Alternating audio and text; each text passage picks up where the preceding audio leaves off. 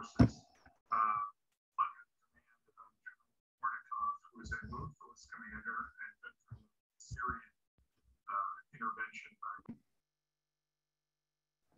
Okay, the format will be as follows. First, I'd like to make we'd like to make an announcement about the forum's cleanup tomorrow. It's a Route 6 cleanup. Wayne will do that. Then I'll introduce Rich Waldo, our new incumbent town administrator, and then Joan Zukus, who is running unopposed for school committee seat. She's an incumbent because she has an interim appointment, but this is her first election. And then I'll turn it over to Ira Wood, and he will start asking questions of our candidates. And we have 3 candidates. They're all here: Barbara Carboni, Mike Devasto, and Timothy. Are you on? The picture is gone. Sayer. Sarah, yes. Where'd you do? Okay, and would you unmute yourself when it's your turn to talk, or when we get to the panel part? So with that, Wayne, why don't you make your announcement first? Starting tomorrow. Yourself. Yeah, can you hear me? Oh, wait a minute. Yes. Okay. Starting tomorrow, we're going to be doing the highway cleanup the 3rd Thursday of every month. Last year, we were successful in gathering close to probably 65 full-size trash bags of debris. We need up to 8 people. Right now, I only have 3. It takes about an hour. I don't want to give all the details, but just if you're interested, it's good exercise. You can stay as long as you want, but it's no more than an hour, worst case. And it's good exercise, and there's not that many cars at 7 a.m. in the morning. So, where and when do you meet? Dunkin' Donuts parking lot, 7 a.m. We provide all the equipment: the picker, the bags, the vests, safety vests, and gloves. Just wear closed-toed shoes and something warm. I think it's going to be a little windy tomorrow. Okay, So, thank you. If I could just inject, I just want to thank Wayne, because the forum does sponsor this cleanup through the summer. And we do need volunteers, and summer goes on. It is a wonderful thing to do when you're up early in the morning and you can chat and get to know some of your neighbors. So I encourage everyone to do that. And I do want to thank Wayne for picking up that job of trying to get that, keep it forward and getting volunteers. In addition, it could be profitable. Last year, I found an unscratched lottery ticket. Scratched the first 2, they were matched. The 3rd one would have made me a winner for $500,000, but the 3rd one didn't match. Well, almost. And I found a $20 bill, so I kept that. There you go. Okay, with that, let's get underway. I'd like to introduce Rich Waldo, who I assume everybody knows is going to be our new town administrator. So Rich, why don't you say hello to everyone and tell us a little bit about yourself. Yeah, thank you, Dick, and thank you for the invite tonight. Let me know about this, but as you said, my name is Rich Waldo. I'm the incoming town administrator here. My official start date will be May 31st, right after Memorial Day. I'm really excited about this opportunity. I'm ready to get to work. I look forward to meeting the staff, the committees, the residents, the business owners, really, get to know this community better than I already have. I mean, I've been here for quite a while, so it's nice to be involved in a different level. But most importantly, I am particularly looking forward to working with the select board on some of the accomplishments that are on tap for the near future here. I wanted to give just a brief introduction to me for those that didn't read it already in the paper. Born and raised in Massachusetts. I grew up in a small town in Central Mass, just outside of Worcester. A town was called Northborough. After high school, I had pursued a civil engineering degree from Concordia University in Montreal, Canada. I spent several years there Great opportunity, a lot of personal growth there. Really got exposed to just the big world that we live in. And, upon graduation in 2005, I returned to the US. I actually returned to a small apartment in Wellfleet on Commercial Street. I'd wake up every day just overlooking Duck Creek, and it was just a fantastic spot, and I instantly just grew in love with the area here, and that's saying something. I mean, I grew up in I was living in a big city in Montreal, and I moved to Wellfleet in the middle of February. It was a major shock to the system, but it instantly felt like home, and I haven't left. And, for subsequent years, I worked locally as an engineer. I worked on regulatory reviews, structural evaluation, building design, as well as surveying pretty much every spit of land from, Orleans to Provincetown, working with the Slade surveyors in Wellfleet to locals, Billy Rogers in Provincetown. I've been exposed to a lot of the local folks during that experience. In 2012, I returned, or I ventured to the public sector, being hired as the public works director for the town of Provincetown. And for the last 10 years, I've saw the operation over there. I worked on many big capital projects, including, a $30 million sewer expansion for that community. So I got a lot of exposure in that short time there. And during that time, I really developed an affinity for the public sector. I really enjoyed working for the greater good of the community, actually putting something into action and seeing the response from the public. And from that, it made me pursue a master's degree in public administration, which I'm currently in with Suffolk University. I expect to graduate later this fall. I've been in the program for about 3 years now. Met a lot of great, people along the way, just a lot of local folks on the Cape through a Cape Cod cohort that I'm part of. So it's been a great ride there. Today I live in Wellfleet with my amazing girlfriend and our 2 small children, and way too many pets and animals, but we live on Coles Neck Road, and it's just a place that we call home, and I enjoy raising my kids in Wellfleet. I do find this opportunity to be a great opportunity for me to share my vision of public achievement. I like getting things done. I like working towards things. And fortunately, Wellfleet has a lot of exciting projects on the works, and I hope to bring them or help bring them to fruition, as well as restore the confidence in the local government. So with that, I'd like to wish the candidates good luck tonight, as well as good luck with a successful campaign. Thank you. Okay. Now we have Joan Zukus. Would you like to say hello, Joan? Yes, it's a pleasure to say hello, actually. I am a special ed teacher. I was a special ed teacher for 32 years in Amherst, Massachusetts. My specialty within that was executive functioning, which has a lot to do with frontal lobe, behavior, decision-making, inhibition, and all those relevant things that we deal with in education today. Once I retired, I was called back to work at the high school level, having been at the elementary level with profoundly handicapped children, and also in an organizational study hall for kids that were having difficulty organizing their lives around what the school expected. My passion is public school, and this was just a wonderful opportunity for me to use my skills, my thinking in a way that I think will be productive for the community. And I moved here about 10 years ago, once I retired. I love the town. My daughter, Ariana Bradford, lives here and teaches at the elementary school.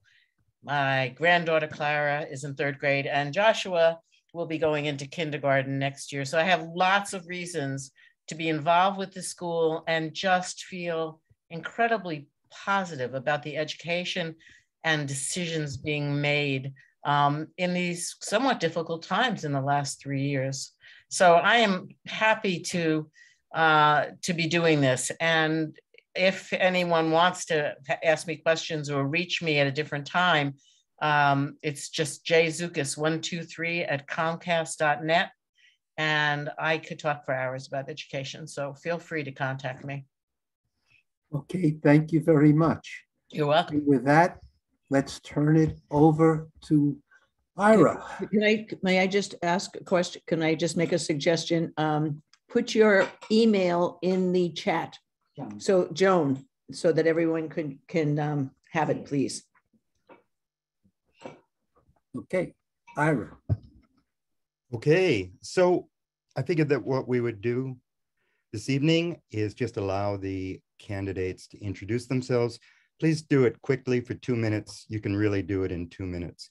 And then we will go into questions. I have 3, maybe 4 questions, and then we'll open it up to everybody. Dan Silverman, I wanted Dan Silverman to have the opportunity to tell everybody when town meeting is this year. Thank you, Ira, and thank you to everybody for coming to the forum tonight. Just a reminder, town meeting this year, the annual town meeting will be Saturday, June 11th. The select board, along with consultation with me, the health board of the health agent and the Chief Pauly, decided that we would do the town meeting outdoors again this year in the interest of safety. So Saturday, June 11th at 10 a.m. There will be another special town meeting in the fall, date to be determined relatively soon, I think. But it looks like it'll probably be early September. But this town meeting will be to focus on the financial issues, the budget, and the various other financial proposals. So again, Saturday, June 11th, 10 a.m. at the ball field at the elementary school. Thank you very much to the forum and to Ira. Thanks. Okay, so just to clarify, I think everybody might be confused about the upcoming elections. Things aren't happening as we've seen them happen in the past. So just let me read this from the town clerk. There are 2 select board seats available for the May 2nd annual town election, each for a 3-year term. Michael Devasto is the only person who returned papers for that election and the only name that will appear on the ballot. You can, of course, write in either of the other 2 names, which is Timothy Sayre and Barbara Carboni, who will be talking to us tonight. There might actually be opportunities to write in more people. There is 1 select board seat open on the June 21st special town election for a 2-year term. That is the only race on that election. The remainder of the ballot will be ballot questions. The last day to obtain papers for the special town election on June 21st to appear on the ballot is Friday, April 29th until 5 p.m.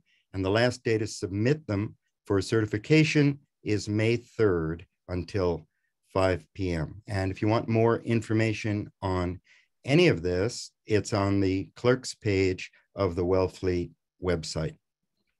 Tonight we'll be speaking with 3 candidates, one of whom, of course, Michael Devasto, will appear on the ballot. The 2 others, Barbara Carboni and Tim Sayre, are the announced write-ins. And I'd like to give each of you an opportunity to take just a few minutes to introduce yourselves for those of us who may not ever have met you. So why don't we start with Barbara? Thank you, Mr. Wood, and thank you to the Wellfleet Forum for hosting this event. And congratulations to Mr. Waldo on his contract. I share your confidence in town government and the future of Wellfleet. So about myself, I'm currently the town planner and land use counsel for the town of Truro. I've been in that job for a year. Prior to that, I was a land use and municipal lawyer for 17 years, first in a firm called Huggins and Witten. I was the Huggins in that firm, and then for KP Law for about 2 years before I started with the town. So I have a lot of experience in town halls, in the sort of nuts and bolts of running government. And this is my day job. And it's also why I decided to run for select board here, because I think that's something that I can offer to the town. Just years of experience dealing with where the rubber meets the road on a wide array of municipal issues. I'm currently on the Wellfleet Rights of Public Access Committee, and as you may know, our interest is in identifying and protecting areas that are historically have been accessible to the public, and to ensure that those rights are preserved. We are currently looking for another member. If anyone is interested, please let me know or let Town Hall know. The issues that I feel most strongly about are housing and economic development, which go hand in hand. I think another issue of importance to the town is long-term financial planning, including a really robust capital plan. And I think it's of great importance to the town that the sort of interlocking housing, economic development, long-term planning, that these issues are all addressed together. And I am very confident that with a sort of new team in Town Hall, that Wellfleet's headed in the right direction. So I don't know if I'm at my 2 minutes. Sure. That's okay. We'll give you a chance to say a lot more. Yeah, okay, so thank you. Thank you. Mike Devasto, why don't you take 2 minutes and tell people maybe what they already know, maybe what they don't about yourself. Okay, thanks, Ira. I appreciate the forum and the ability to communicate directly with people and that may not come to our select board meetings or have an opportunity to speak directly to. I'm Michael Devasto. I serve on the select board. I also serve as a member of the Affordable Housing Trust. I grew up in Wellfleet, a few generations. I have an oyster farm with my partner, Katie, and we have a 4-year-old daughter named Violet. I originally saw election to the select board because of the housing issues that we were experiencing on Cape Cod and in Wellfleet particularly. And that was a primary driver of me getting involved. But I think, the pandemic has really exacerbated those things. We've seen, really high real estate values and a diminishing rental market for year-round rentals. So it's still the top of my list really is to address the housing crisis that we're facing on the Cape, because it impacts, small businesses, businesses who can't find staff, families who have to relocate, who had rentals that have been sold. And the other issues that, we really have to address is sort of having financial stability, where we are transitioning to having a budget that is not dependent on one-time revenues and debt exclusions. So we've been transitioning in that direction. And, I think it's really important to have the sort of knowledge and experience of going through the budget and having our hands around it and getting to a place where we have a stable foundation. And I'm really happy to have Rich Waldo coming in as our new town administrator. I think, Charlie and the financial team will be there to transition the new town administrator, the new accountant, and the new treasurer. And we have a strong team going forward. So, thanks, Mike. Tim, would you take 2 minutes to introduce yourself to folks? Yes, I would. First, thank you for allowing me to be here at this forum and putting it forward for the candidates to introduce themselves for the people that don't know us. I have a long history in this town. I'm actually living in George Baker, my great grandfather's house at this time. My wife and I now live here. My grandfather and my grandmother were both born in this town, one in 1889, one in 1898. My mother was born in this town. I've spent every summer in this town. This is like home to me. I spent 3 years previous living here full time at one point, but then I got offered a job at a much better rate of pay, and you had to move out of the area to hold that job. So I did. I retired, and now I'm back here. I have previous experience in government. I was on a board, similar setup, 5 members on the board. We had 40,000 residents, 110 square miles, a budget of 17 million plus, and we were in charge of roads and parks and water drainage and all kinds of things. Spent a lot of time traveling to the state capitol and interacting with representatives and trying to get money for the town, working with grants, things like that, so that we could fund everything we needed to do and making sure that we had a balanced budget at all times. We never overran our budget. I also was on the school board committee overseeing a $1.4 billion budget, making sure that it was spent properly over a 10-year span. I was on that board for 3 years and then retired off of that board also, unless someone else new moved into it. I think I bring a lot of background with finance, and I know we need to move forward and make sure that our finances stay on track moving forward in this town. Also concerned because we need to make sure that we have housing for everybody. I have a son that lives here. Yeah, I have 2 grandsons that live here, and I need to be able to make sure they can afford to live here. The mother of my grandsons also is a oyster, and in order to maintain your commercial license, you have to be a resident of this town. It's hard to be a resident of this town when there's no affordable housing that they can afford. So those are 2 of my biggest concerns right now. Thank you. Okay, thank you very much. So I'm just going to ask a few questions, and I am going to ask you in a different person. I know it's hard to be the first person to answer the question. So we went Barbara, Mike, Tim. For this round, we'll go Mike, Tim, and Barbara. So my first question is, at this point in time, there's really no reason to assign blame for Wellfleet's very well publicized financial troubles. But as all executive powers of the town are vested in the Board of Selectmen, how do you propose to make sure that this financial snafu is behind us and will never happen again? Mike? Yeah, thanks, Ira. Well, I think, the important thing to have is communication with the town administrator, and we have to rely on the town administrator to bring issues that are coming up with in town hall to the select board and have warning that that's happening. But there needs to be a situation where we don't have the type of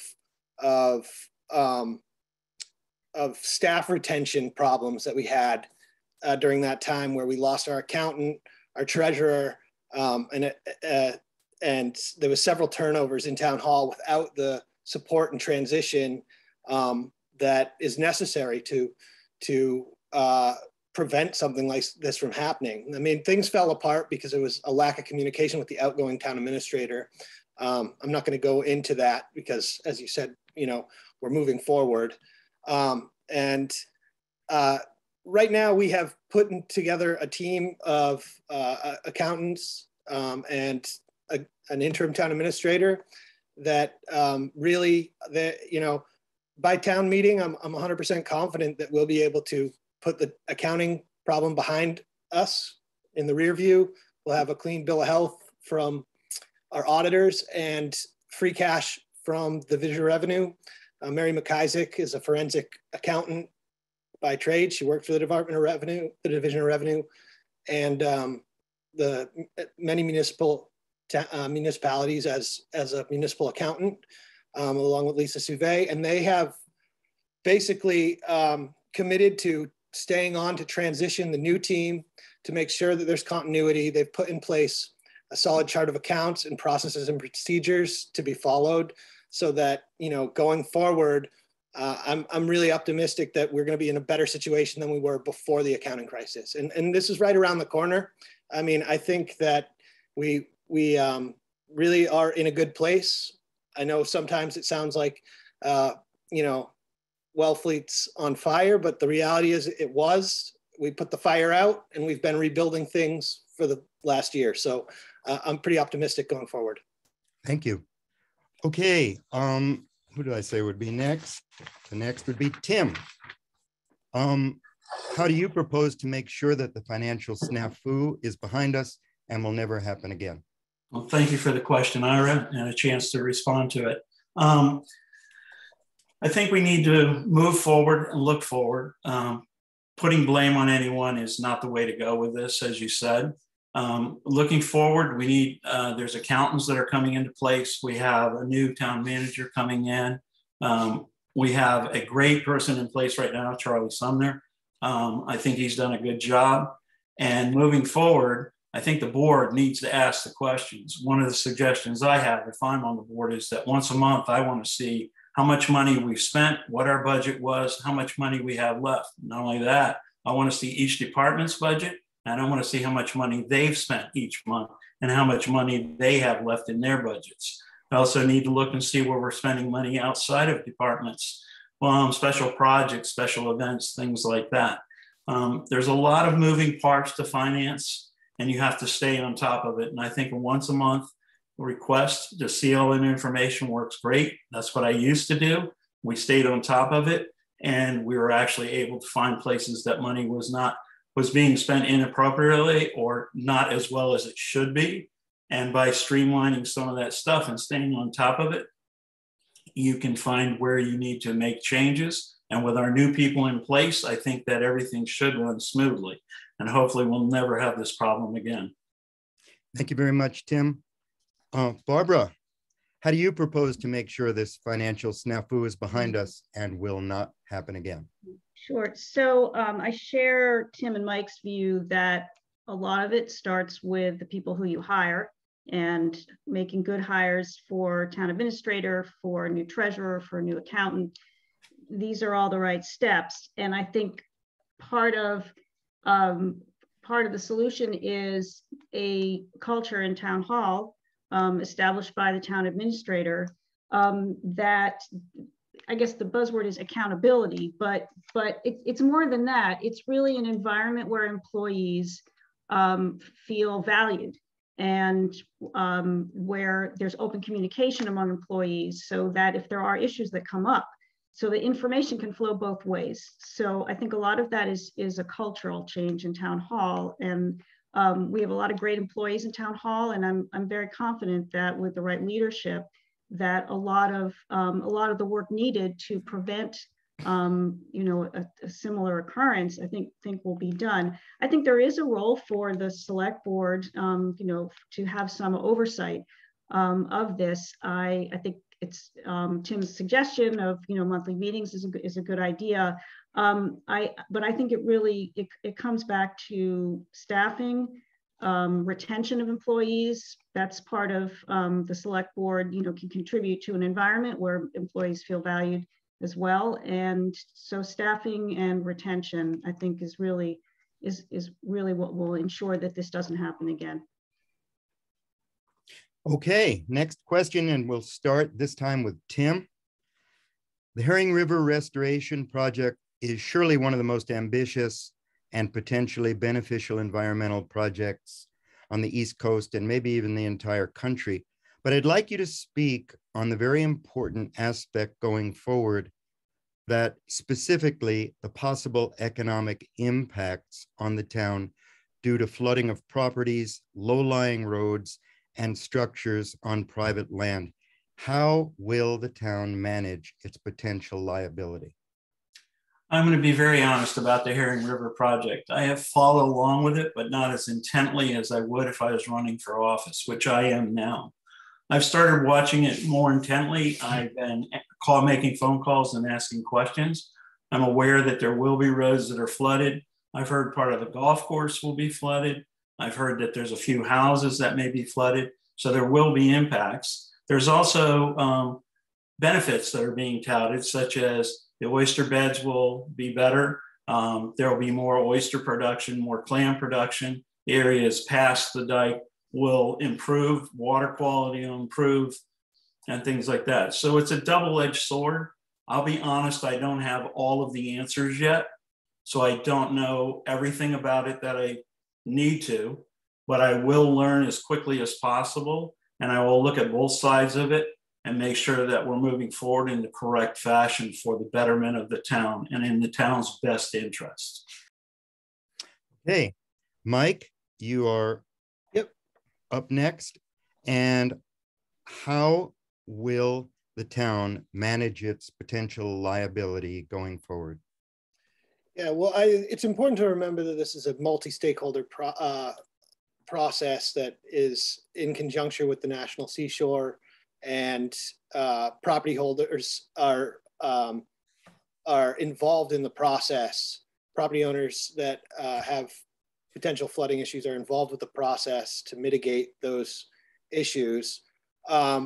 We also have to remember that, we have rising sea levels, and we're experiencing coastal flooding right now. And part of this project is lifting roads that are prone to potential flooding, to add a new bridge, to have controls over the new dike, so that, as the river is opened, it's going to be opened incrementally through a process called adaptive management.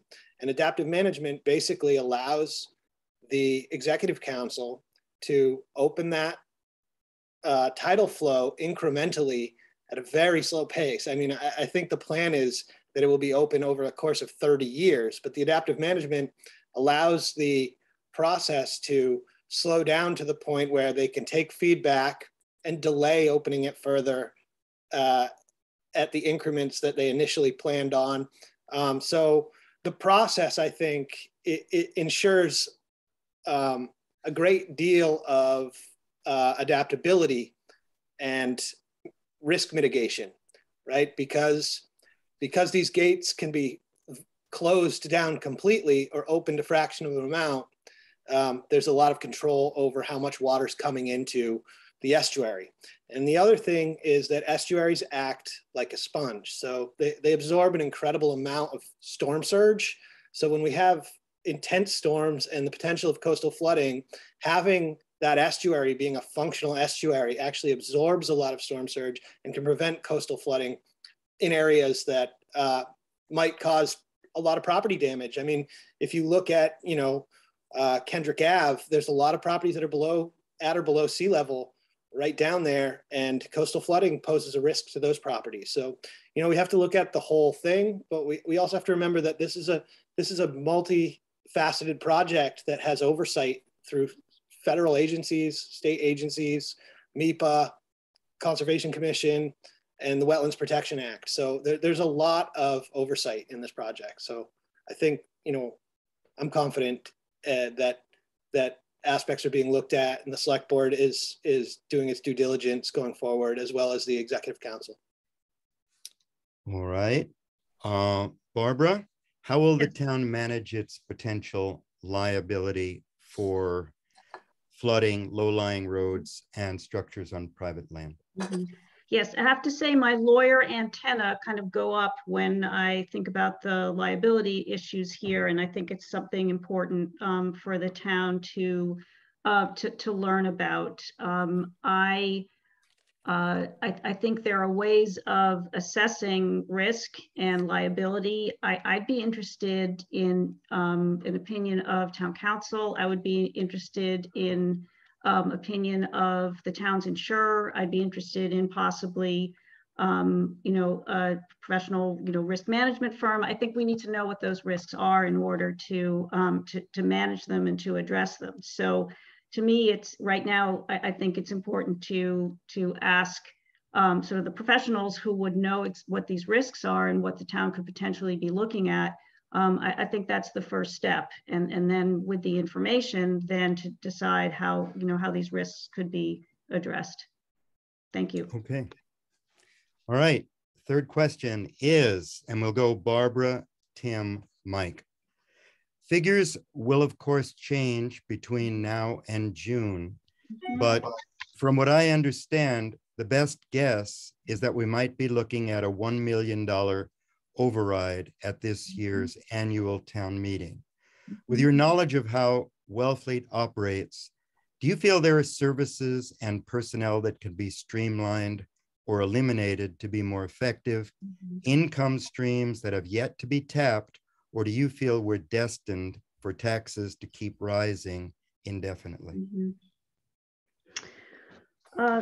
So I don't think I'm in a position to sort of identify particular budget items that could be X'd out. I don't feel knowledgeable about that right now.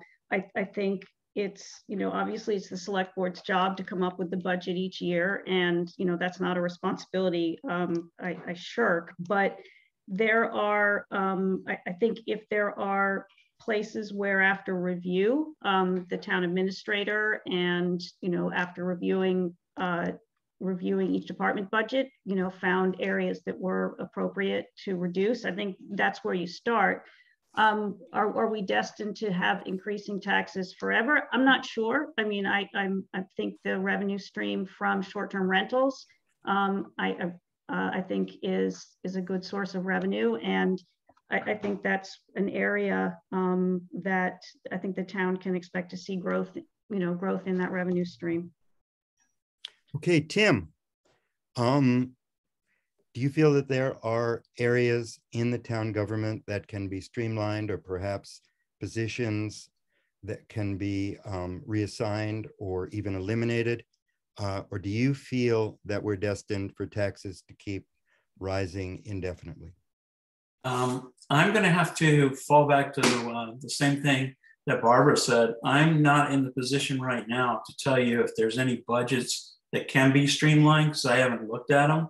I don't know how the layout is of the structure of each department, and if there's wasted, resources in those departments. That's something we'll have to look into. I'll have to depend on the town manager to also move those forward with us and let us know about those.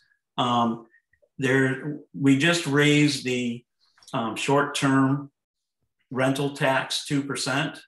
It was at 12.45. It's now at 14.45, and we get that extra 2% in the town. So that will be more money coming into the town. I know that listening to Charlie Sumner, he's cut out a lot of items that he feels we can wait on. And I think that they're looking for an override of about, like you said, $900,000 to $1 million, somewhere in that area. I'm not positive the exact number because it fluctuates at each meeting a little bit because they ask about certain things and cutting certain things out. We do need to take a look and make sure everything's being spent wisely, the most appropriate way, and that we're getting the best benefit. We also have to show that we appreciate all our employees so we get the best work and best suggestions out of them. Sometimes your best suggestions are not from your town managers or the board. It's from your actual employees. And I've learned that over a lifetime of working at a corporation. Your employees see what's going on and can tell you where waste is or where things could be done differently to help save money and still achieve the same results. So we need to look internally. Thank you. Thank you. Okay, Mike, you know the budget perhaps better than anybody. So do you need me to repeat the question, or do you feel that we're destined for taxes to keep rising? Well, nobody likes to hear that, but the reality is that we've had departments that have basically been level funding for the last few years. The levy is 2.5%. That's our Prop 2.5. The cost of running municipal government has gone up by more than 2.5%, just in salaries, wages, benefits alone. And we have been using basically one-time revenue streams, such as short-term rental taxes, whatever we can find in local receipts to sort of stopgap that rising cost of municipal government. This isn't something that Wellfleet's experiencing. It's statewide, it's nationwide. Inflation doesn't really stop at town hall door. And particularly, you know, our cost of living's gone up. We've had to make concessions with, you know, union increases and cost of living increases, as well as, you know, the rising costs of capital items and expenses. But a lot of the budget, the numbers are baked in. There's not much to cut. And I can tell you that the town administrator and the department heads have gone through with a scalpel because, you know, they want to make sure that they get the priorities that they need passed and get this operating budget passed, so that departments can operate at capacity. And, you know, we don't have, you know, volunteer firefighters the same level we used to. We don't have on-call people the same way we used to. The police, the state police reform has basically cut seasonal police officers. So we have to hire more additional full-time year-round officers. That costs more money in salaries, wages, pensions, OPEB. We have to fund these things. And we've been taking money from those one-time revenue streams, and we've been sort of putting a Band-Aid on the operating budget with that money. And that has left us with no capital reserves. So then we've had to ask the town for debt exclusions, short-term borrowing to get these items that we need as a town. And when we do that, that causes people's taxes to go up too. So really it's about, you know, creating a solid foundation for our operating budget with cash flow projections, but also like 5-year outlooks on what it's going to cost over 5 years, and then plan accordingly so that our property taxes are basically funding our operating expenses, and we can use those one-time revenues that are coming in to create cash reserves in order to make those capital purchases. So we're not doing short-term borrowing after short-term borrowing and sort of putting a Band-Aid. I mean, we haven't had a general override for, I mean, I've asked around, I can't find anyone who remembers the last time we had a general operating budget override in the town of Wellfleet. And we also have to remember that, you know, new construction adds to the levy above 2.5%. And a lot of people don't realize that when there's new construction, we get more money above 2.5% of our override. We haven't had a major subdivision in 8 years, I think, in the town of Wellfleet. We had robust development through the 90s and early 2000s into the mid 2000s, and we're approaching maximum build out. So that's gone. Thank you. Okay, and this will be my last question, and we'll start with Mike, and then Barbara, and then Tim. The most often repeated phrase on everyone's lips is that we don't want Wellfleet to change, and I'm sure that you all feel the same. But the concept of change means different things to different people. What specifically do you not want to see change about Wellfleet, and what will you work the hardest to ensure that it does not? Is this to me, Ira? Yes, it is. Okay. So I grew up here, and when I was in elementary school, my class had 50 kids in it, 50 in one grade. I think it's about 8, 7 to 9, I think is the average of class size in the town of Wellfleet right now. And it doesn't look like it's going to be better in the future.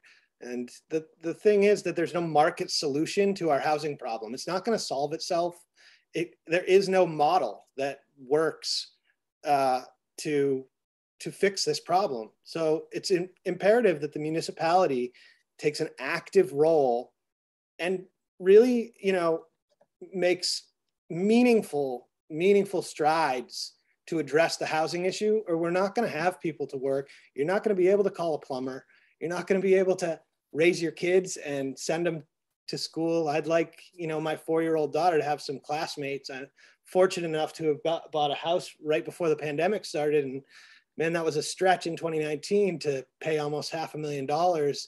And now it seems cheap. I mean, things change, and Wellfleet has changed since I've grown up. And what I would like to do is work as hard as I can to just retain the character of Wellfleet and make sure that it's a livable place for families in the future and doesn't just become a resort community.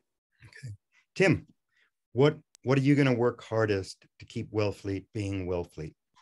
Well, the way I see Wellfleet is that we already have a rule in place that they're chain restaurants, as I call them, chain, outlets, things like that are not allowed, which will help maintain what this town has been. It's always been small, independent businesses. There are some that are owned by, some businesses are owned by one person, might have two businesses in the town, but it's always been a smaller. And as Mike said, there used to be a lot more children in the classrooms. I remember that from when I was here. As a child, seemed to me, there was a lot of kids that were around. It seems to be less now. My grandson's getting ready to start school, and I think there's going to be 11 people in his class or something. That's a very small class. I don't know how to solve the entire problem for that, but we need to be able to keep the small businesses here and not have large businesses come in that run them out of town. Excuse me for a second. And we've also got to have housing. I saw just recently that the select board has penned a letter of intent to buy for $6.5 million Maurice's campground, which will have to be approved by the voters. Some of the numbers have to be looked at. The price seems to be somewhere in a reasonable range, but we need to know how much money is going to come in those 6 years that they run it as a campground. And we need to let the townspeople decide what's going to be done with it. Should it all be affordable housing? I don't know the answer to that. Should it also be something else? I don't know the answer to that. We have to listen to what the people want in this town if they voted in to purchase it. And we need to see how we can continue to make money on that property while we're holding it and not losing money on it, so we can help pay for part of the cost of that property. We're also going to need to look for grants and things like that. And I also know that we have, I think it's 41 acres of land inside the national park near Marconi Station. And we need to get with the Park Service and either trade or get access to that property, because that would be great property for the town to have also. We need to look around and see what we can do to get the things that'll make this town stay the way it was. You're not going to have it exactly the way it was back when I was 12 years old, but we don't want it to become a metropolis either. Thank you. Thank you. Okay, Barbara, and you will be the last one answering my last question. And of course, what will you work hardest to ensure doesn't change about Wellfleet? Sure. So I will work hard to make sure that what does not change is the ability of individuals and families to make a living farming and harvesting shellfish. I think it's an extremely important part of this town's identity. And I think we need to protect the ability of individuals and families to make a living that way. Thank you. Okay, so that does it for my questions, Dick. And I think it's only fair to throw the questions open to the folks who have been sitting so patiently waiting and listening to the candidates.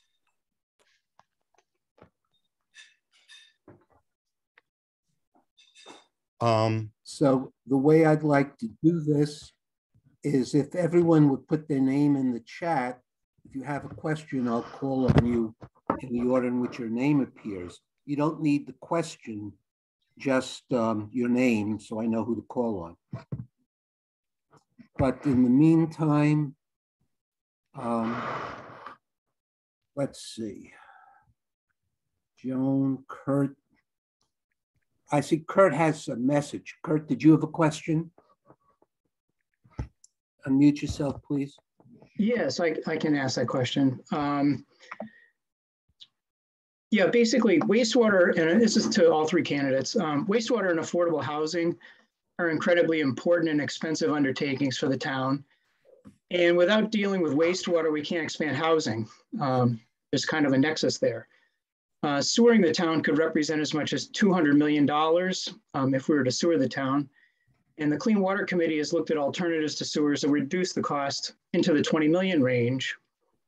How will you prioritize and see financing these competing interests for town funds, especially given that many of the grant sources, such as the new ARPA funds and short-term rental taxes, are available for both. So these really are two kind of competing interests. Thank you.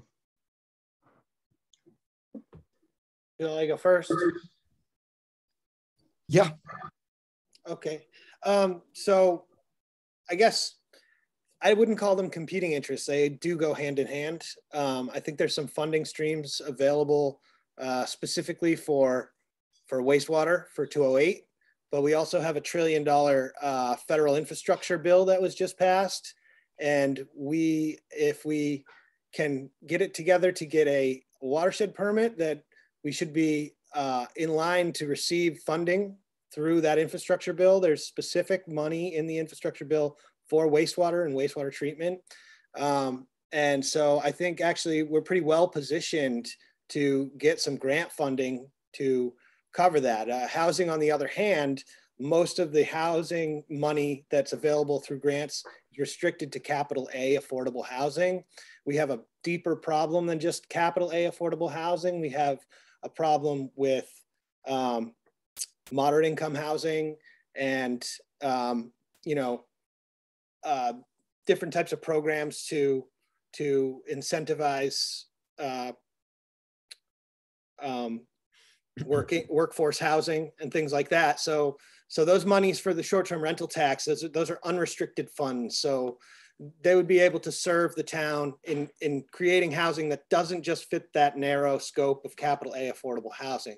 But I think that, we have to fund our wastewater. We have to do that. And I think we're well positioned as a town with both the Herring River Restoration Project and our wastewater, the progress that the Clean Water Committee has made in our wastewater plan to submit for a watershed permit and to start applying for the funding that's going to be rolling out. I mean, $1 trillion infrastructure bill has not come through for a really long time. We have not had federal infrastructure spending, and it's important to have shovel-ready projects, and wastewater can be one of those. Okay. Tim or Barbara, you ready? Oh, go ahead. Sorry. Tim, would you like to answer? If not, you don't have to. No, I couldn't get unmuted. Sorry. Oh, okay. That's fine. Yes, and I'm not going to repeat all the stuff that Michael said. He was well spoken on that. There are fundings available, but the wastewater doesn't have to be done all at once through the entire town. You may have to do it to start where you have larger concentrations of buildings and housing, and where you have more spread out, that can be later on as you go, because the largest areas are where you want to concentrate first, because that's where your largest areas of wastewater come from. And the other thing is that there's a new technology that's being used on the Swanee River. And instead of a dual tank system, it's a quad tank system. And what happens is by the time it makes it to that fourth tank, it's actually gray water, which is not potable, but you're able to spray it out to water plants and vegetation and things like that. And it's probably something we should look into also, because there's alternatives out there for smaller areas where a house sits on, an acre or a half an acre and places like that. And as Michael said, the watershed stuff, the 208 grants and fundings, the $1 trillion that they're bringing through, that should all help with some of our needs in this town. And I hope that we get plenty of that money. Thank you. Barbara, did you want to chime in? Sure, just quickly. I agree with Mike that these two interests of housing and wastewater disposal are not always at odds with each other.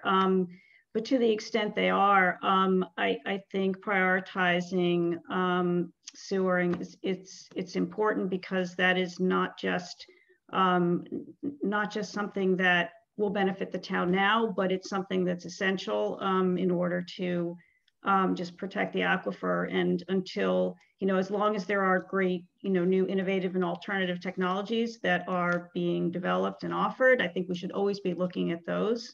But ultimately, I think that's a decision that the town is going to have to make. And as Tim suggests, in in segments, you know, not all at once, but I think that's something important to plan for.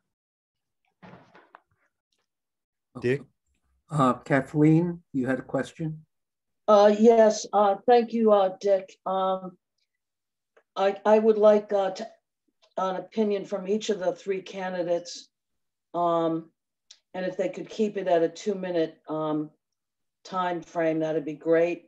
My question to all three of you tonight is, in the event at our town meeting on June 11th, that our operating budget does not pass, have you given any thought to what services would be cut and what measures you might take to increase revenue? And I just want to say that I think there's a very, very deep concern with the community who aren't quite as optimistic going forward as maybe the three of you are with our financial status. But I also feel, in my opinion, that Wellfleet has not had a revenue problem. We've had a spending problem. We have far spent more than we're bringing in. And this has finally caught up with us in a way that's really proven to be quite disastrous. So going forward, if in fact, at town meeting, our operating budget does not get passed, what would the three of you suggest with regard to cutting services and increasing revenue? Thank you.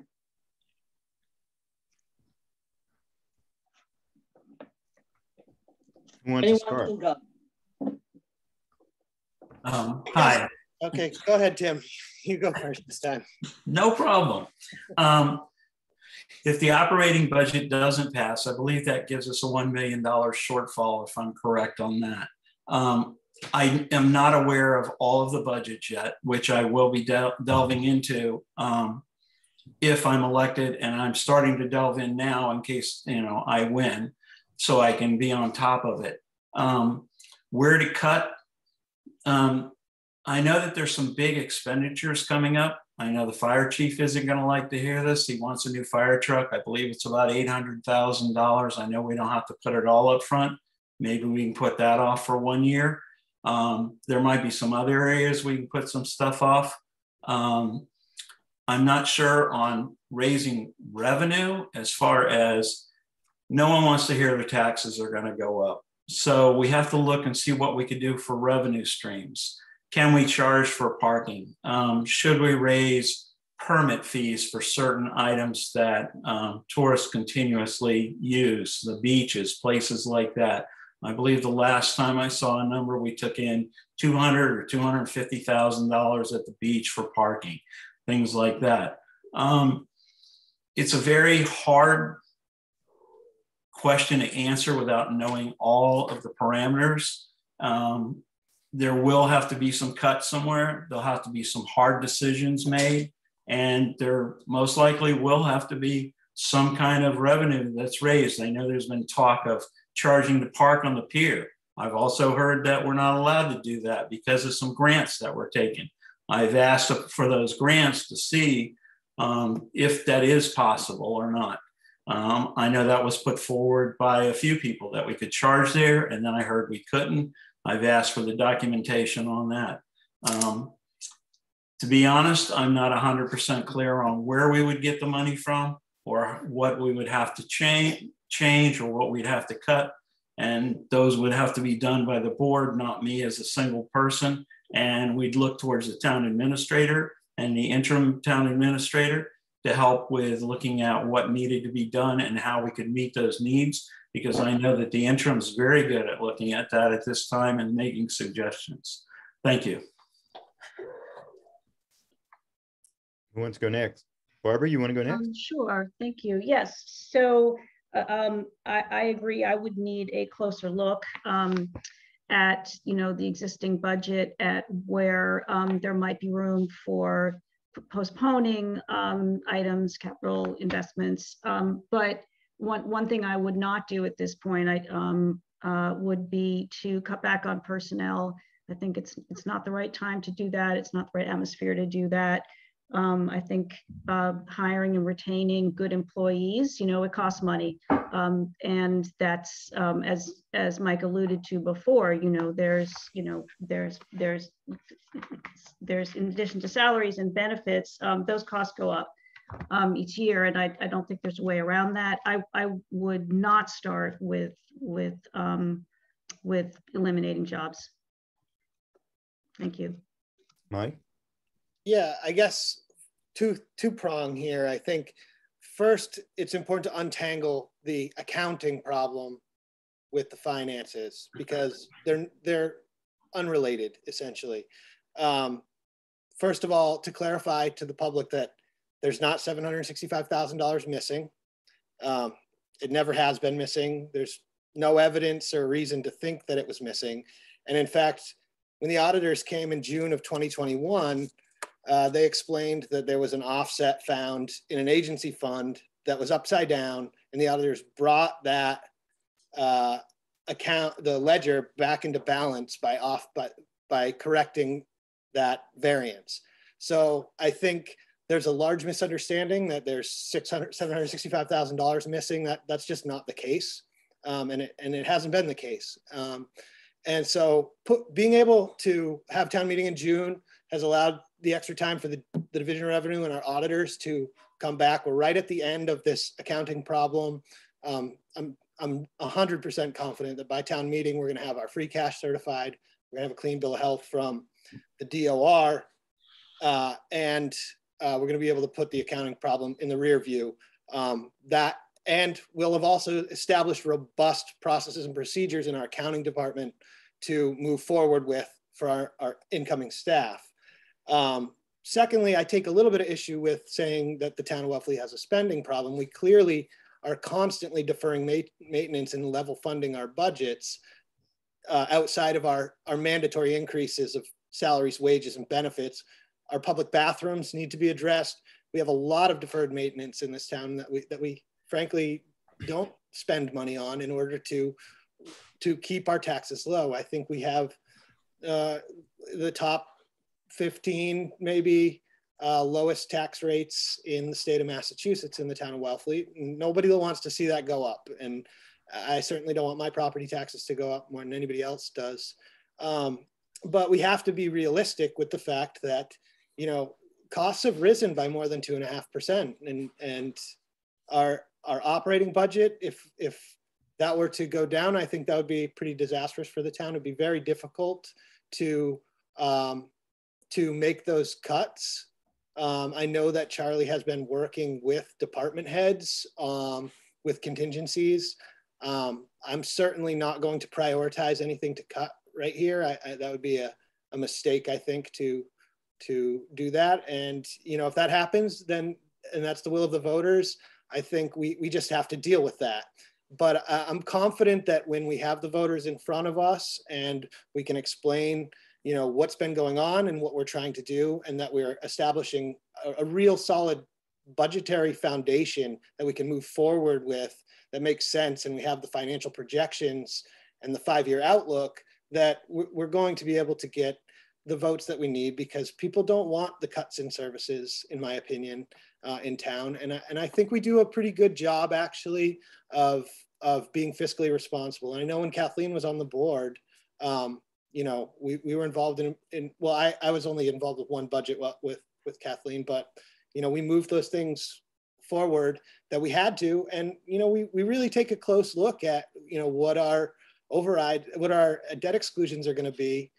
But, we need to be moving into a situation where we are not using one-time revenues to put Band-Aids on the operating budget. And probably when free cash came out, you could just take that. I think when it gets certified, it'll probably be fairly robust because we haven't spent any of it for years. We could probably take that money and just Band-Aid the budget again, make it look nice, and then we'd be back where we are next year asking for debt exclusions and short-term borrowing. So yeah, that's my answer. Back to you, Dick.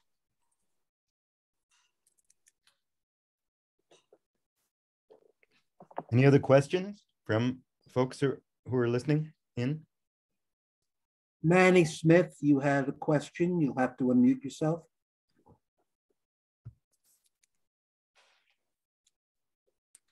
Manny Smith? Yeah, just did. Thank you. Thanks, Dick. And thank you, Barbara, Tim, and Michael, and Ira as well. Kathleen sort of asked the question I was going to ask, but I'll take it a little bit further. I wanted to know, my basic question was, what new areas of revenue has any of you thought about that we could explore? And my long-term question is why we're not charging for parking at the harbor and town hall, et cetera, et cetera. Just compare us with McMillan Wharf. You go to the movies, you pay more to park than to see the movie.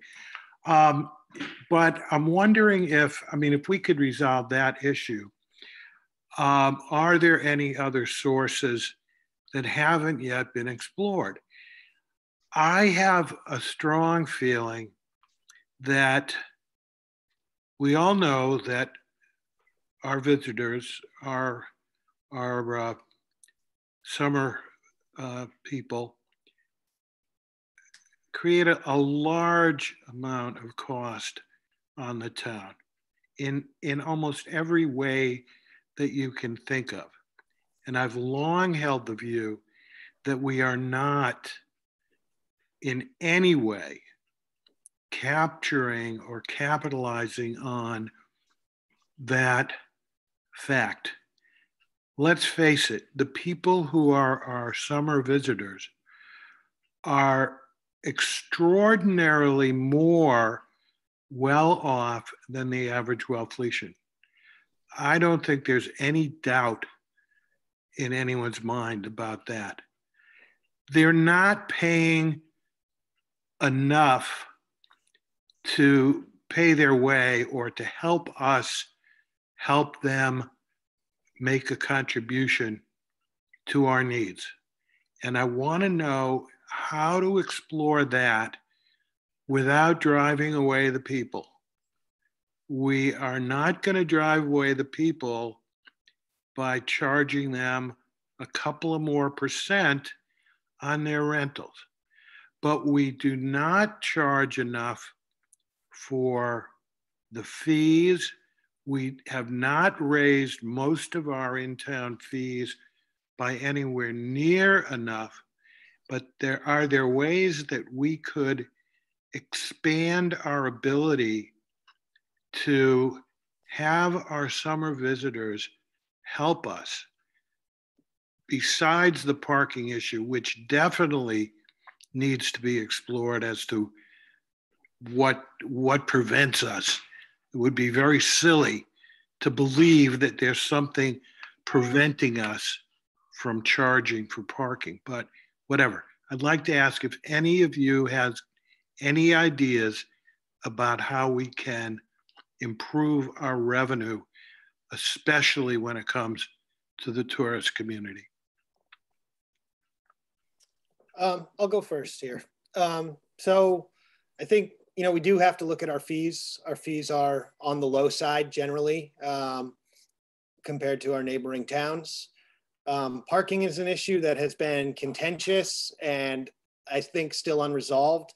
I think there has to be a way to charge for parking at the marina, but you still have to figure out, where all the commercial fishermen and boaters are going to park. It unfortunately serves not only as our marina parking, but also municipal parking because we have a shortage of parking in general. Over on Bakersfield, however, or not Bakersfield, the Mayo Beach parking lot, I don't think we can charge for parking because of the deed. That property was donated to the town of Wellfleet and Bakersfield as well. So you may be shifting, people down to that parking lot which may not be a bad thing for the marina because that gets overcrowded. But you know, our fees need to get looked at. But that, to be honest, it's not enough to really deal with the types of increases in funding municipal government. Fees are generally there to cover the cost of doing that activity, right? And sometimes we fall short in that, like our plumbing inspection fees, our building inspection fees probably don't do enough to cover those costs. But we also have to remember that, you know, 75% of the property owners here are part-time residents, 25% are residents, approximately. And we have a residential tax exemption. Let's face it, a lot of these houses that are part-time residents are short-term rentals. You know, they're here on the shoulder season. And so part of what we've done is increase that residential tax exemption to absorb some of the costs of increasing municipal costs, because people are making money on their properties in the town of Wellfleet. We know that that's true. Even if you rent it to offset your mortgage, I mean, it's a great deal if you bought pre-pandemic in Wellfleet to be able to rent your house out.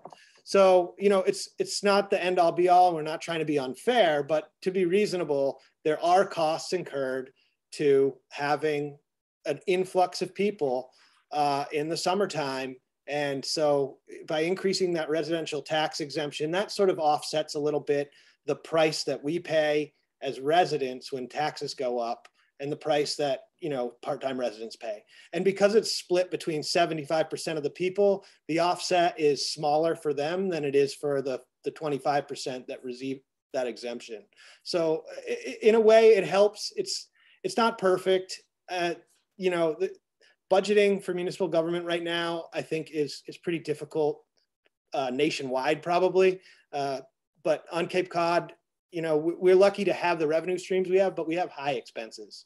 And Massachusetts is a pretty expensive place to be a town. So in answer to your question, we do have to look at all those fees, but we have to be realistic about how much, you know, money we need to actually raise too. Right. Tim or Barbara?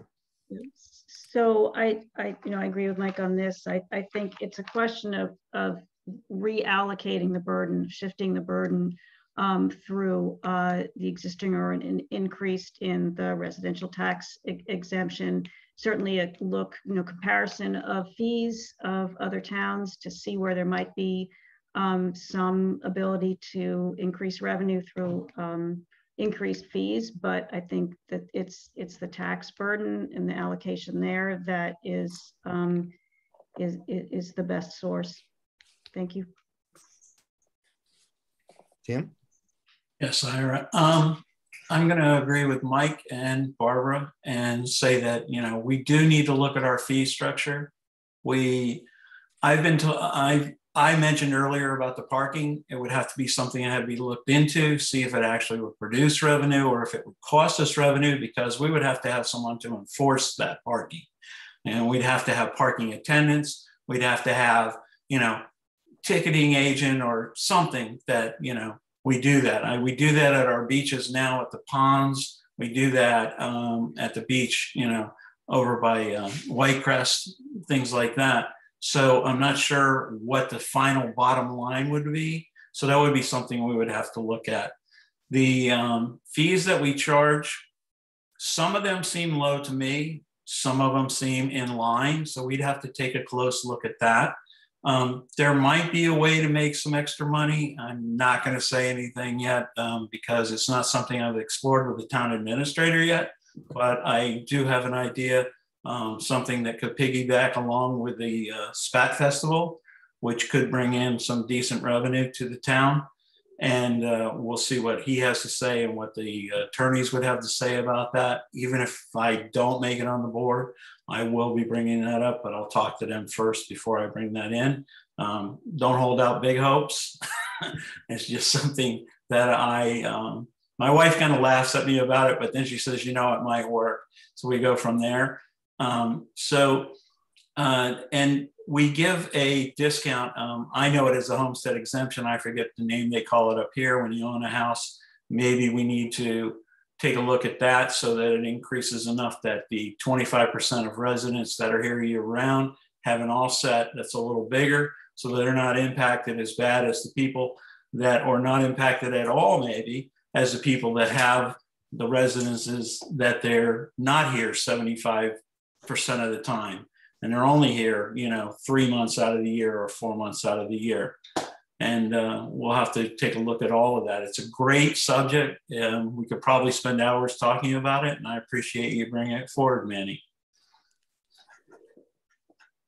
There's one more question, which is actually a matter of fact. Maybe Mike is in the best position to answer this. Has the Herring River Restoration Project secured full funding yet? And I might, if not full, where does it stand? So,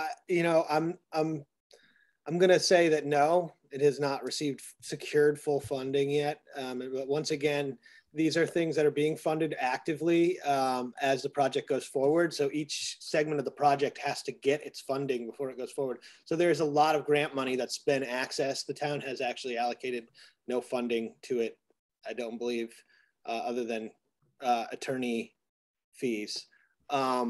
But once again, this is something that's in line for federal infrastructure dollars. I mean, these are the types of projects that when that money comes pouring out, it has to find shovel-ready projects, and we have one here.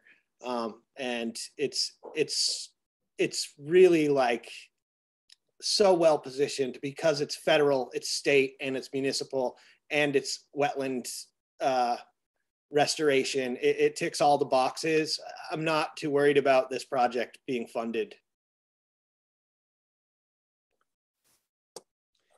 Dick? That's the end of our questions, Ira. All right. I think that's wonderful. Personally, I feel very confident with any of these guys get in. I thank you very much from my perspective. Thanks, Ira. Thank you. Great, thank you. Thank you all for participating. Okay. Okay, you guys gonna sing the forum song or something in order to lead out? No, I think that's about it. Thank you very much. Our next meeting will be a pre-town meeting to go over the warrant. I don't believe we've set the date for that yet, but the town meeting is May 2nd, so sometime between when the warrant is published and the meeting itself, we'd like to go over the warrant.